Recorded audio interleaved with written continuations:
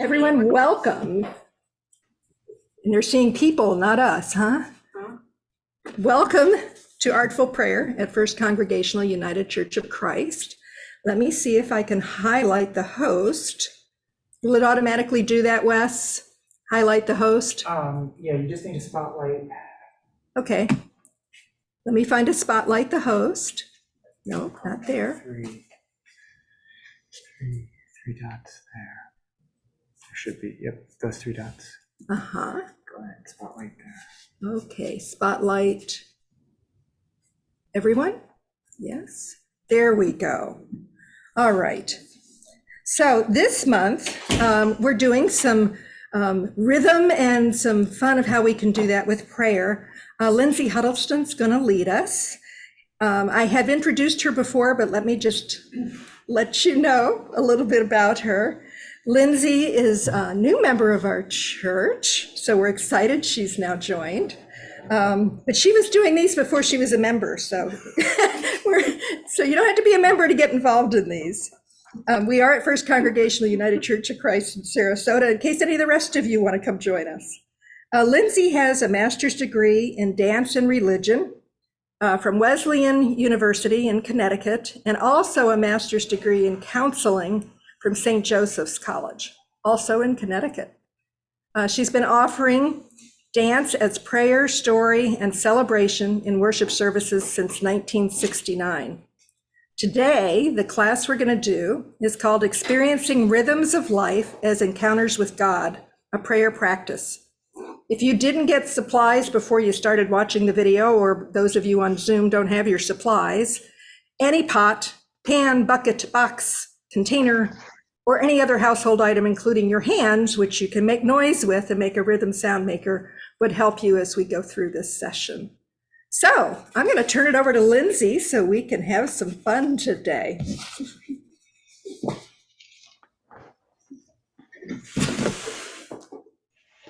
Hey, everybody on Zoom. Hello, everybody in the room. Hello there. I think it would be good for people on Zoom to know who's in the room. So let's go around and you will be heard. They'll be heard, right? They'll hear us, yeah. Yeah, so go ahead and just introduce yourself to the people on Zoom, please, starting with Charles. Hey, I am Charles Hawkins. You may have to lean in. Oh. You may have to lean in. There you go. Okay. Just raise your hand or something. Okay. Yeah, all right. So I can't see it. But, Oh, thanks, Wes. okay, my name's Charles Hawkins, and I'm a relatively new member of the church too. And Beth Hawkins. And Brenda Robinson. Jim Cross, been here for several years. Michael Cross, been here forever. And they know me. I already introduced myself. You did. And Wes is here too. And Wes is here too, praise God. Yes, praise God. Okay. I do that because I've been on Zoom. Okay, this is like flickering. I know, but it's not up there. So It's not up there? I think you're okay. I think Okay. we're just going to have to go with it. Oh, okay. I do this because I've been on so many Zooms when I didn't know who was present in the room, and I just wanted to make sure that we all knew who we were gathering with. Okay, so we're going to begin with one of my favorite songs. And if you know it, which you probably do, join me. This is the day, this is the day that the Lord has made, that the Lord has made. Let us rejoice and be glad in it, and be glad in it. This is the day that the Lord has made. Let us be glad and rejoice in it. This is the day, hey, this is the day that the Lord has made. Woo! Okay, so we felt the rhythm, right? We did. We felt the rhythm. We feel the joy. We feel the energy. And the idea that this is the day, this moment that God has created and given to us is one of the things that we're going to celebrate today. We're going to explore that today.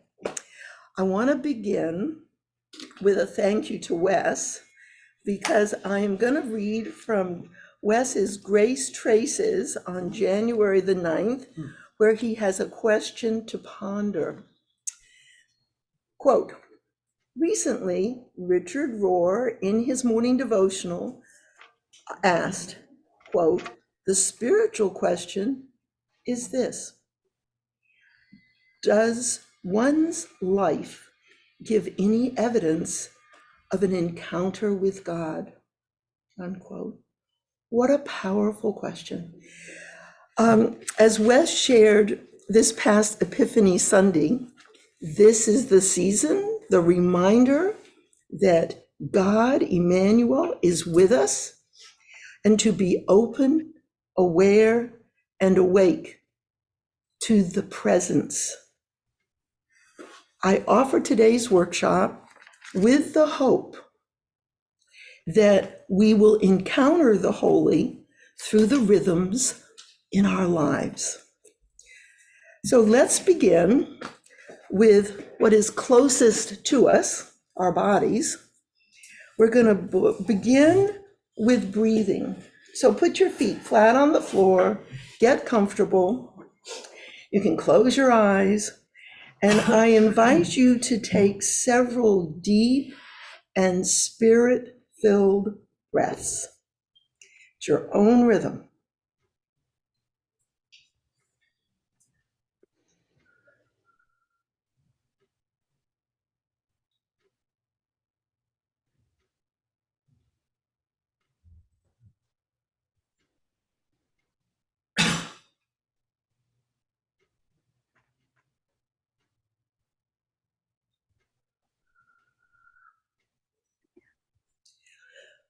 When we are at peace,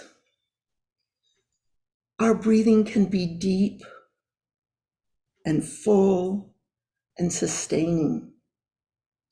When we are anxious, our breathing becomes shallow, fast, sometimes gasping. So what I'd like us to do is to explore what these rhythms of breathing are. Let's begin. I have a bucket that I'm going to use, and everybody here has something, and I hope everyone on Zoom has something that you can pull out, that you can make some sound on. And I'd like us to begin with the rhythms of the breathing that we just did, that slow, relaxed, deep-bellied, life-giving breath. So what is that like for you? It won't be like mine, but how does that sound?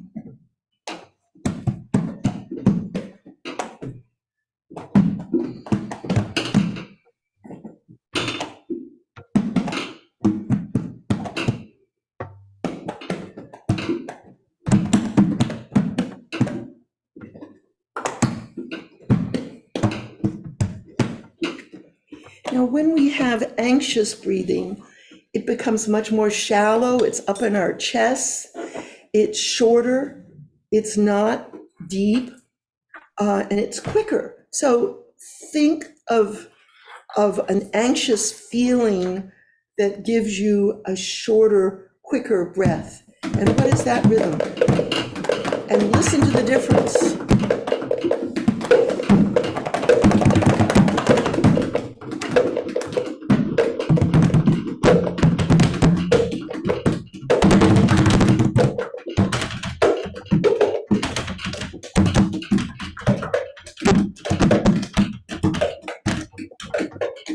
Now let us go back to that peaceful, deep breathing again, so that we get the clear difference in the rhythm and the feeling of it.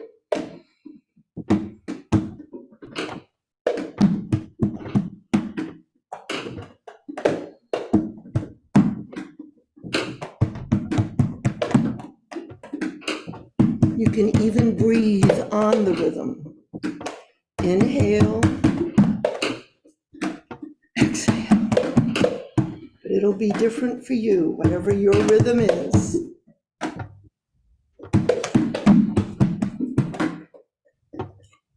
As we choose consciously the peace, love, and joy of the slower, deeper, more life-sustaining rhythm, we literally change our bodies. Our bodies respond. And I know that I personally have been able to lower my blood pressure with a slower, deeper breath. When I go into a doctor's office and they always take your blood pressure, I will consciously do some deep breathing before they put the cuff on and imagine that air coming in and then breathing out. And as we have the slower, deeper breathing, we can put words to this. We can breathe in peace. Let's try this. So breathe in peace. Breathe out anxiety. Breathe in love. Breathe out anger. Breathe in hope. Breathe out despair. We can use this breathing, overlaying those kinds of words, whatever works for you, to slow down and to be fully present. And as we put words on it, we are really connecting with God. These are images of God. And to imagine breathing in the Holy Spirit and exhaling whatever, maybe it's fear, maybe it's aloneness. That will make a difference for our entire being. And this by itself is a prayer. Okay, the next thing I want us to explore, still with our bodies, is our heartbeat. Now, it's harder to feel our heartbeat. I mean, maybe you can feel your heartbeat. And we know that you can have a racing heartbeat, you can have a slower heartbeat. It's harder to control than that breathing rhythm, obviously. But this too can be affected, to relax and to image the heartbeat as the pulse of life, of the pulse of love, of the pulse of hope, putting these images on it. So let's start with the heartbeat generally is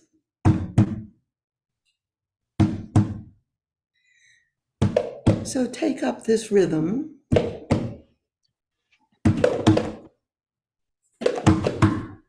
Now your heartbeat might be faster. It doesn't have to be the same.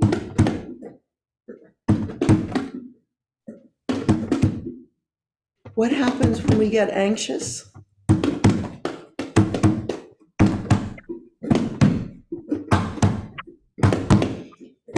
What happens if we do something very physical? Like if we're running?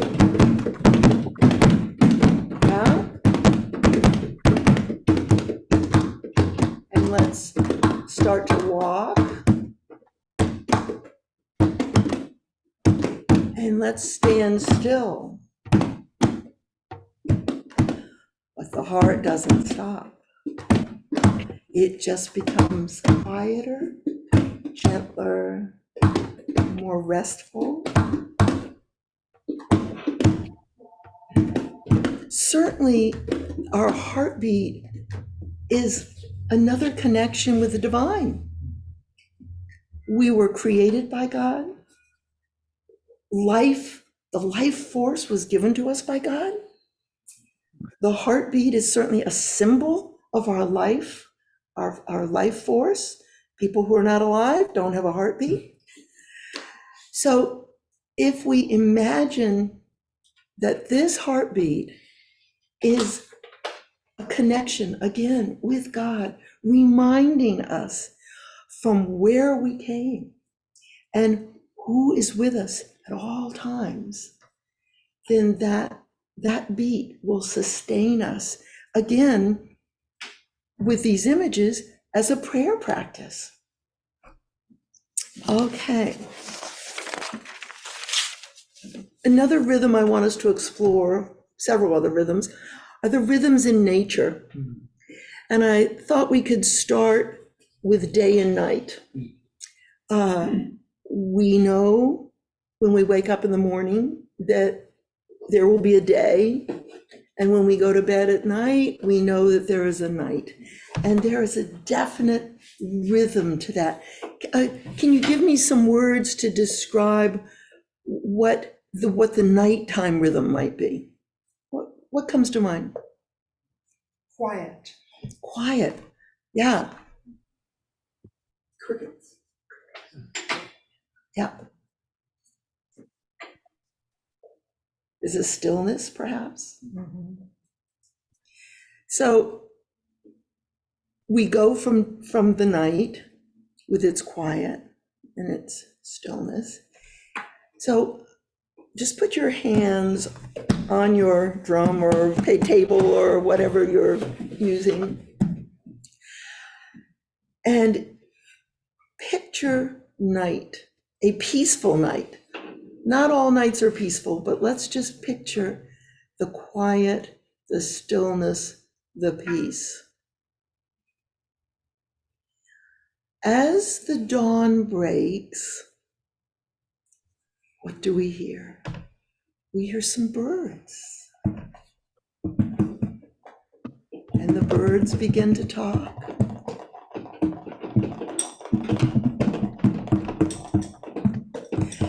And the sun comes up, and we become more active. And as the day progresses into noon and afternoon, we may get frantic, we may run, activities. And as night begins to fall, we might slow down. And as the dark comes, we go back in to that quiet, perhaps still, maybe just a murmur.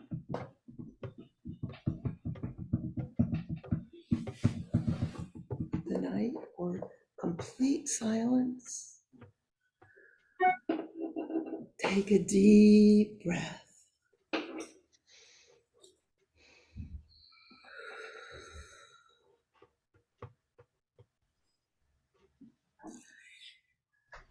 I want to ask you, with that pattern that we experience every 24 hours, really, whether the sun is out or not, what are some words in terms of our relationship to the divine? How does that speak to you? Or doesn't it? Maybe it doesn't.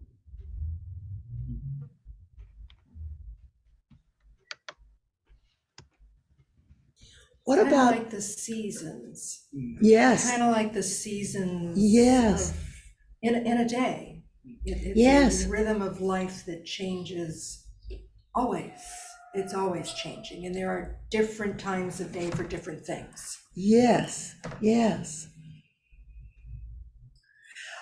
I was thinking a bit about how, really, there's a disruption in the church of Sabbath, where the daytime should mirror the nighttime more. We don't do that, or I don't do that very well. It's kind of hard to come to church and worship and be active, but be silent and still, huh? Yeah. Yeah. Yeah. Yeah, you're right. It's good to remember that, well, and some religions honor Sabbath more than our tradition does.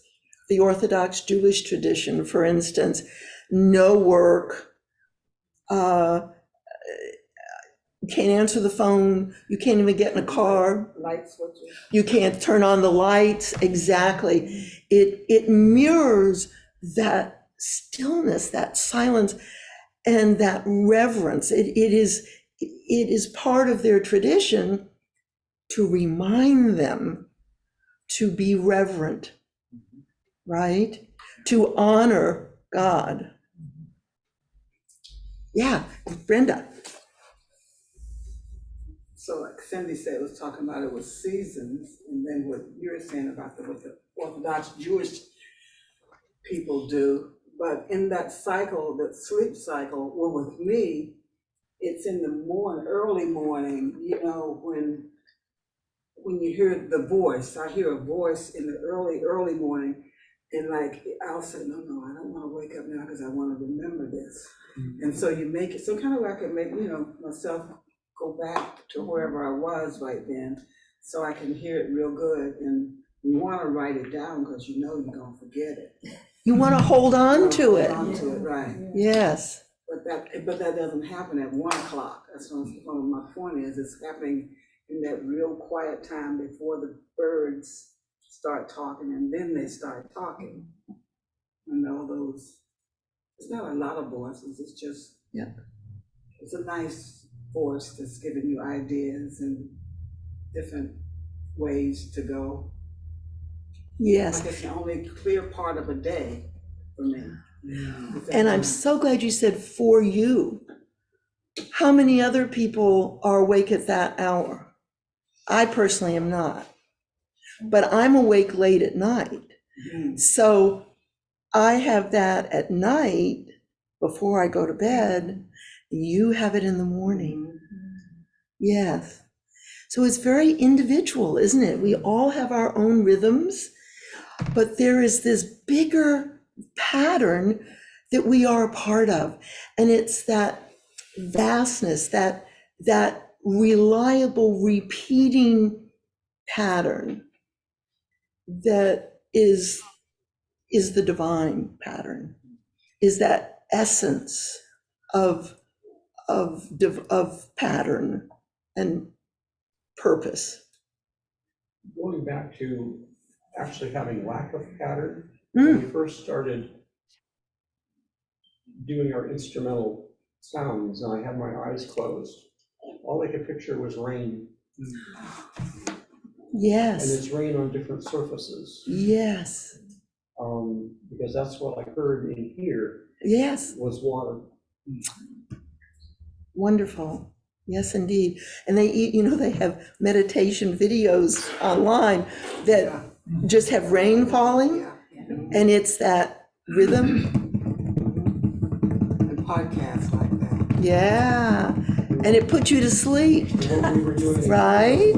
was when you were calming us down, that it was that just at the beginning when the cloud starts to open up. Yes. You just have that, a noise on tin, a noise on wood or on stone. Yes. It was a very interesting sound that we were creating. Yes. And it Yes. was water. Yes. Great. Okay. And Cindy mentioned the different seasons. And definitely, let's think about the seasons, because it's similar to what we were doing. But what I want us to do this time is put your instruments down for a minute. And I want us to think about, it's kind of hard to get in touch with winter and cold here in Florida. However, what I would like to suggest, having moved here from Illinois, is that it gets really cold. And what happens when it gets so cold is that we pull in, that sitting in front of a fire is a very pleasant thing to do. Perhaps we are less active. We're certainly outside less, because it's too cold. So that too has a parallel to what we were doing with more quiet and less activity perhaps. So let's play around with this for a little bit. So we've got winter, and I want you to use your hands. What could winter be? It might just be stillness. There might be a little activity.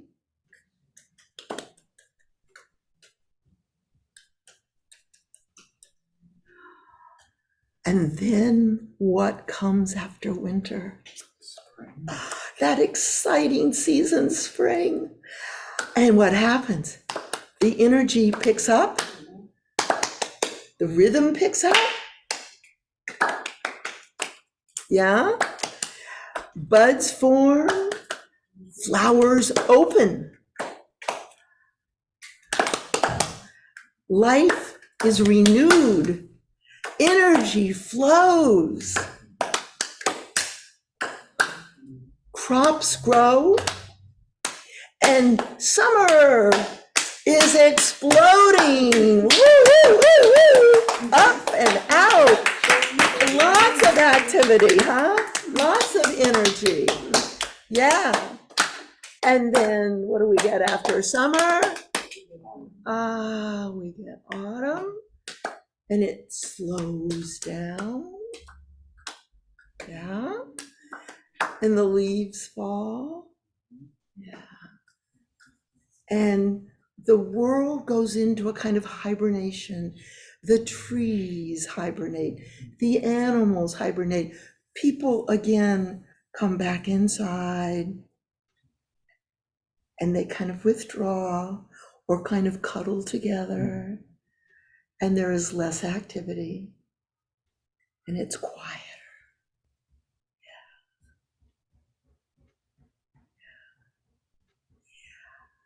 For me, the security of knowing in the dead of winter that spring will come. It may not be the same day every year, may not even be the same month every year, but it comes.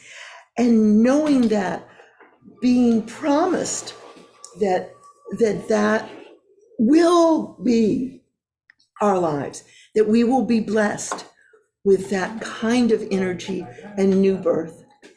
It fills my heart with joy.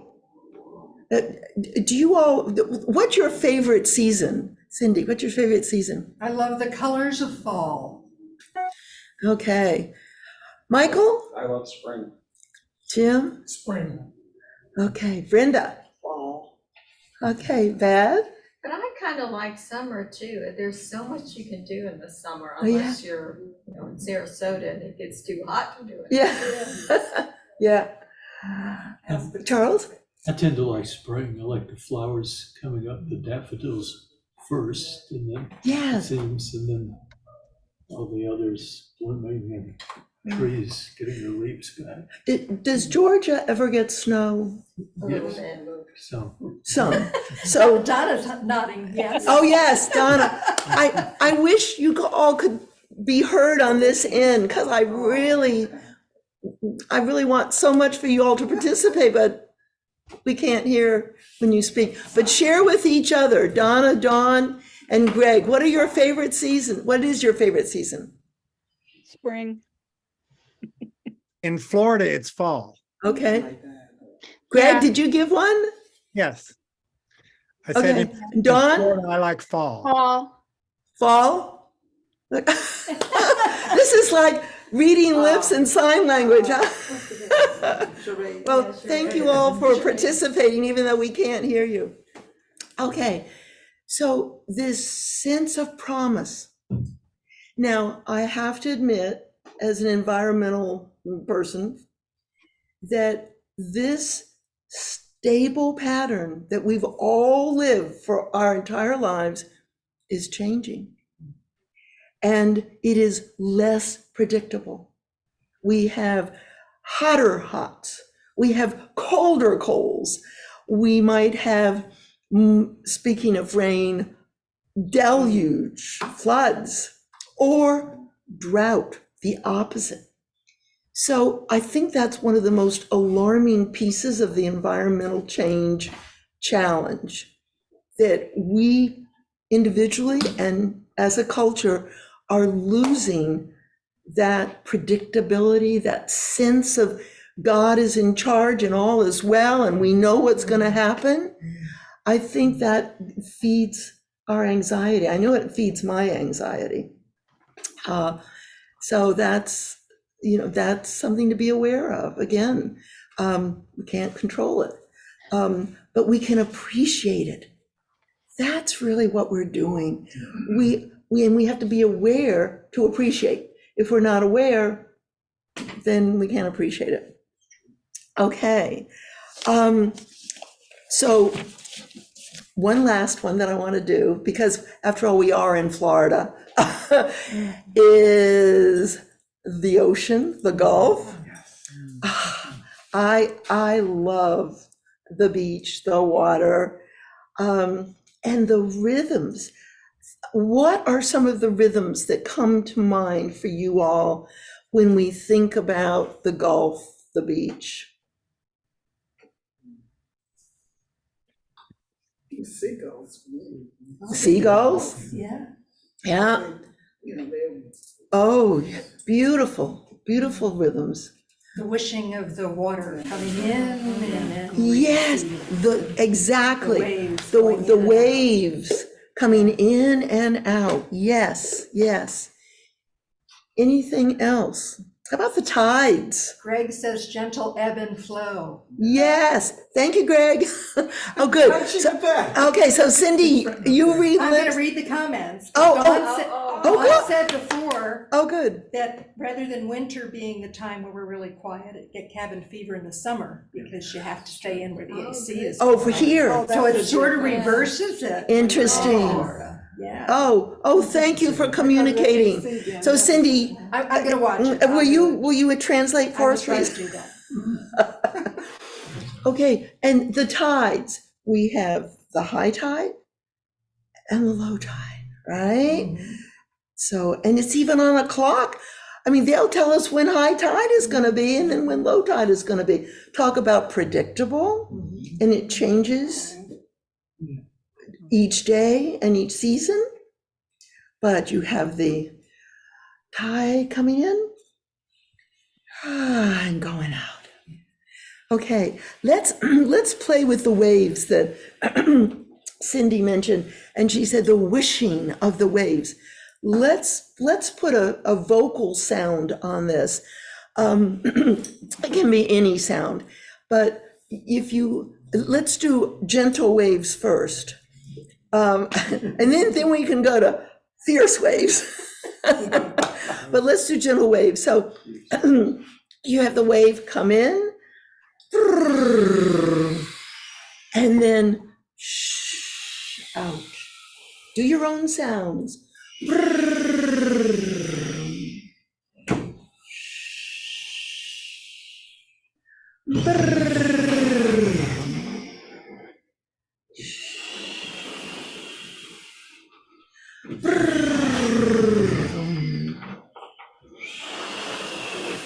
Okay, what about stormy waves? Big waves, big waves.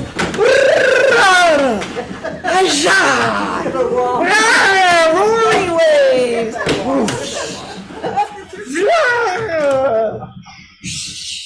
Yeah, come on, storm. And that's good. That's good. That's good. Okay, look at the rhythms. Look at that. And yes, it changes between the gentle and the stormy, and no one wave is the same as the other wave. But there is this totality about it, this sense of unification, that all of these waves are connected, right? And so I have a homework assignment for you. Wes is always giving homework assignments. I figure I can do that too. I don't know. I may get fired. I may never get to do another one of these. But during the next week, I invite you, not every day, but let's say 3 times the next week, to spend some time just being aware of rhythms. I look out the window, I see the breeze blowing the trees out there. I invite you, maybe you want to do this where nobody else is around, but go outside and look at these leaves and these trees blowing and respond, mirror it in your hand movement, mirror it with sounds,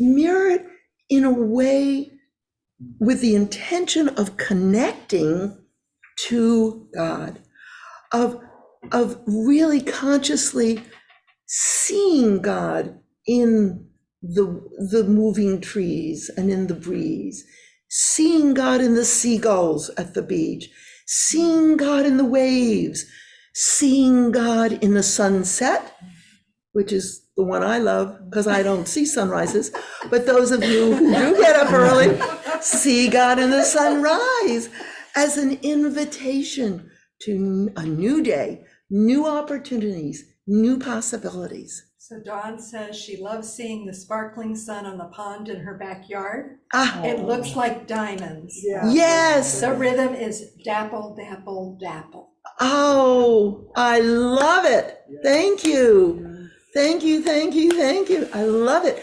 There is no limit to your imagination. There is no limit to what you might experience if you open up yourself to this possibility. Truly, truly, do it intentionally. And I really, really hope that it blesses you.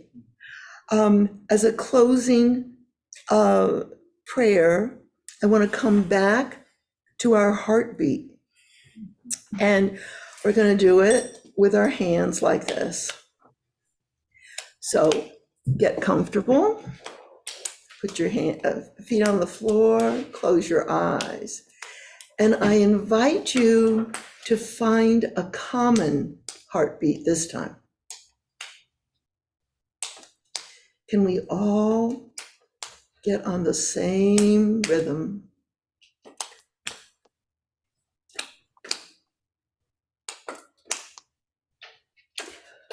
Now put the breath on it.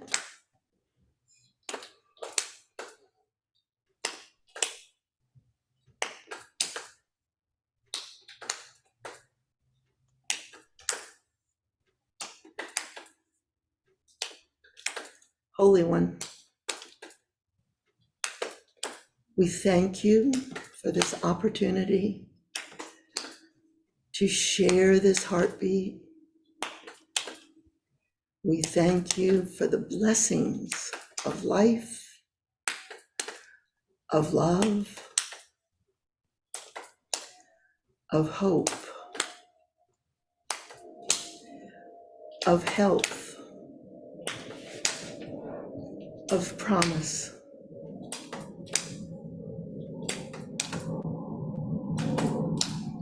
Just as each of us is like a wave in the ocean, with our individual shapes and rhythms and location,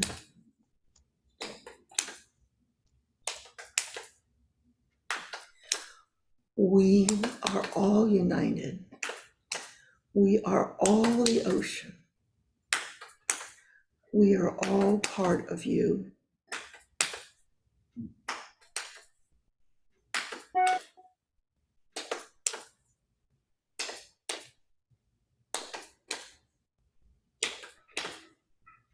And so it is.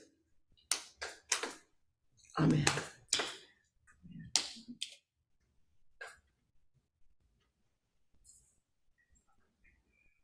Thank you. Thank Thank you, Lindsay. That was wonderful. Thanks, everybody at home. Thank you, Lindsay. Just 1 second. I'll stop the recording.